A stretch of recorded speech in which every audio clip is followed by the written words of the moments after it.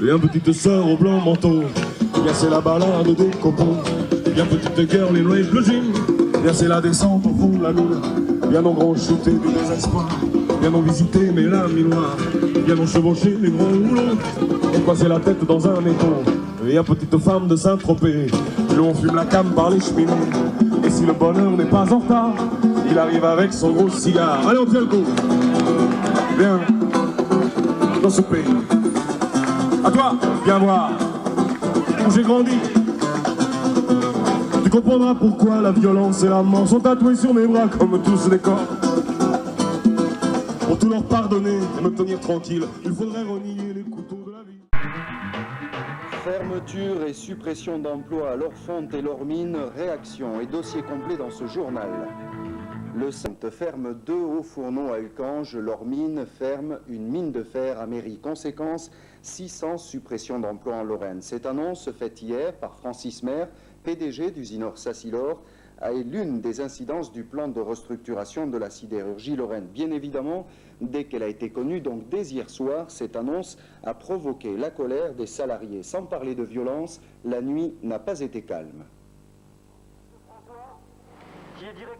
22 h hier soir, les salariés du Cange découvrent les nouvelles orientations de la direction d'Usinor Sassilor pour la fonte lorraine. Dans 6 mois, fermeture des 2 hauts fourneaux U1 et U4. À la clé, 330 suppressions d'emplois. Les salariés sont estomaqués. Certes, ils connaissaient les difficultés du site, certes.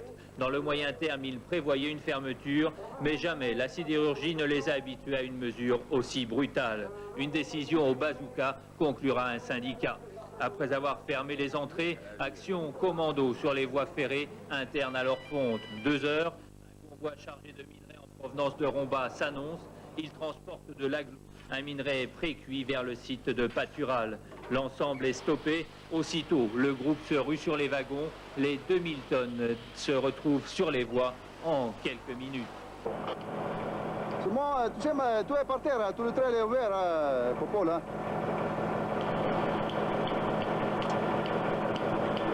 T'as compris, Popol? Oui, compris. Il faudra plusieurs jours pour recharger ce matériau. Cette action ponctuelle vise à ralentir l'activité des sites. Elle pourrait bien initier d'autres projets. Et ce matin, un comité d'entreprise devait se tenir à Ucange, au siège de Lorfonte. Cette rencontre entre direction et salariés s'est déroulée, comme de bien entendu, dans un climat de tension.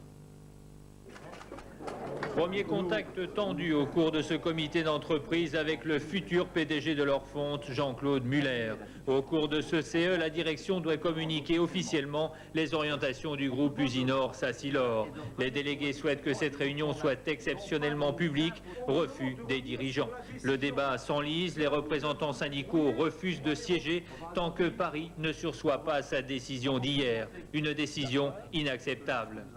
Une fois qu'on a arrêté un fourneau, on sait que c'est terminé. Donc là, le problème de fond, on vous demande aujourd'hui de revenir sur cette décision, de prendre le temps d'expliquer, de nous faire la démonstration, parce que vous ne l'avez pas faite, la démonstration. Le CE est repoussé sine die, rendez-vous pour le meeting. 13h30, tout Ucangela se sont joints à la troupe les représentants syndicaux des différents sites sidérurgiques. Évocation des risques de contamination pour l'ensemble de la filière fonte et sensibilisation sur les problèmes du reclassement des 330 salariés. Il y a un salarié qui est arrivé hier à Ucange, et on lui a appris hier, il venait de Fosse, on lui a appris hier qu'il fait confirmer aujourd'hui. Un autre, ça fait 1 an qu'il est là. Mais il y a des gens qui viennent de partout. On leur a expliqué que leur faute c'était l'avenir, ça allait bien se passer, que c'est une usine moderne. On a fait venir un ministre, on a fait des journées portes ouvertes, c'était formidable. Finalement, les gens sont mutés, ils arrivent ici, et puis une fois qu'ils sont installés ici, ou ils ne sont même pas installés, on leur dit c'est fermé, dégagez, on ferme aussi, allez ailleurs. 15h15, le personnel se dirige vers la gare du Cange, puis occupe les voies ferrées. Mesure de représailles, depuis le déchargement cette nuit d'un convoi de minerais sur la ligne intérieure, Lorfonte utilise les services de la SNCF pour transporter sa marchandise. Finalement, plus rien ne passe. La gare est fermée, bon, ça passe plus par ici, ça passera peut-être par ailleurs, ou alors par autobus. Je ne sais pas, bon, les métrolors, les gens qui vont travailler, il faudra bien qu'ils retournent chez eux. Hein. 15h15, tentative de conciliation avec le responsable SNCF du secteur de Thionville, mais les manifestants sont intransigeants. tous les trains En qui passent résumé, de l'autre côté. Tous les trains qui résumé. passent là, tout le contenu qui est là-dedans, on ne veut pas qu'il passe sur le réseau SNCF, où que ce soit. Bon, les réémis, je vais voir ça, je vais vous voir. Des revendications draconiennes pour leur fonte, elles conduiraient à l'arrêt des sites. Très déterminés, les sidérurgistes ont finalement coupé les voies. Et nous venons justement de l'apprendre, les salariés menacent de scier les rails toutes les demi-heures si leur ultimatum n'est pas écouté. La SNCF a mis en place un système de bus entre Metz et Thionville. Reste à savoir pourquoi Usinor-Sassilor a décidé de réduire l'activité sidérurgique en Lorraine. Reportage. L'Orfonte, créée il y a 4 ans, aura permis à Unimétal et à Solac de bénéficier d'une fonte à un prix de revient plus compétitif. Seulement voilà, les améliorations sont encore possibles et comme la fonte hématite répond davantage aux exigences de la clientèle, notamment de l'industrie automobile, c'est la fonte phosphoreuse lorraine qui en prend un coup. Deuxième difficulté, le marché de la fonte de moulage est directement concurrencé par l'utilisation de ferraille. Les hauts fourneaux d'Ayange et de Romba ont fait appel aux minerais brésiliens et australiens, minerais beaucoup plus riches en fer que la minette lorraine. Dans ce contexte, l'arrêt des hauts fourneaux du site du Cange est incontournable, car U1 et U4 sont d'une capacité insuffisante. Il n'était pas possible de devancer ces changements au lieu de les subir? Nous avons œuvré pour les devancer, les canaliser, mais en ce qui concerne la technique, l'évolution n'est pas possible autrement que dans cette voie-là. Et sur le plan de la fonte de moulage, nos efforts ne pouvaient pas contrecarrer la politique européenne. Des orientations stratégiques pour la filière fonte très lourdes à supporter sur le plan social. C'est le drame de la sidérurgie lorraine, c'est que depuis 20 ans, chaque restructuration contient en son germe les futures restructurations. C'est-à-dire qu'on va de difficulté en difficulté et on est toujours perdant. C'est ça qui est, je crois, le plus désastreux pour les gens. Pour les mines de fer, les conséquences de l'augmentation de la production de fonte hématite sont très importantes. La fermeture de la mine de Méry fin 92 n'est qu'un premier stade, l'extinction totale des mines de fer étant programmée pour 1995. Voilà pour le dossier sidérurgie que nous avons voulu le plus complet possible. Les habitants gardent un goût amer de déjà-vu. Après l'annonce des 330 licenciements chez l'Orfonte, les sidérurgistes sont amers. Ils ont l'impression que le passé ressurgit. Plus que la nouvelle elle-même, c'est la brutalité de cette annonce qui a choqué. En tout cas, les sidérurgistes n'ont pas du tout l'intention de se laisser faire. Hier, ils ont occupé la gare du Cange et aujourd'hui, ils sont allés manifester à la sous-préfecture de Thionville. Les manifestants avaient prévu de se rendre à la préfecture de Metz. Déjà occupés par les harkis, les sidérurgistes se sont donc repliés sur la sous-préfecture de Thionville. Pendant 1 heure, ils ont défilé dans les rues, puis bloqué le centre-ville avec des pneus enflammés. Entre-temps, ils ont déversé des blocs de fonte devant la sous-préfecture où une délégation a été reçue. Les manifestants ont bien sûr demandé aux représentants de l'État de convaincre les dirigeants d'Usinor-Sassilor de surseoir à leur décision de fermer les hauts fourneaux U1 et U4 fin 91. Ces mouvements d'humeur, ces actions ponctuelles sont appelées à se multiplier. Ce matin, les salariés du Cange ont expliqué leur situation au personnel du site de Patural. Pour eux, cette fermeture du Cange en annoncerait d'autres. Oui, la ville du Cange vit un véritable drame. Les élus se plaignent d'avoir été mis devant le fait accompli. Les habitants, eux, sont consternés et ils s'attendent au pire pour les prochaines années. Ambiance aujourd'hui dans cette cité sidérurgique. Depuis un siècle, l'activité économique du Cange repose sur la sidérurgie. Les hauts fourneaux, c'est le poumon de la cité. Chaque année, ils alimentent ses finances. L'Orfonte, en 90, représente les 2/3 de la taxe professionnelle. La fermeture des U1 et U4 porterait un sérieux coup à la municipalité. Au moment même où nous étions avec tous les partenaires associatifs emmanchés dans une convention de quartier, dans un développement économique, à ce moment précis, on nous dit on ferme l'usine, principale ressource de notre commune.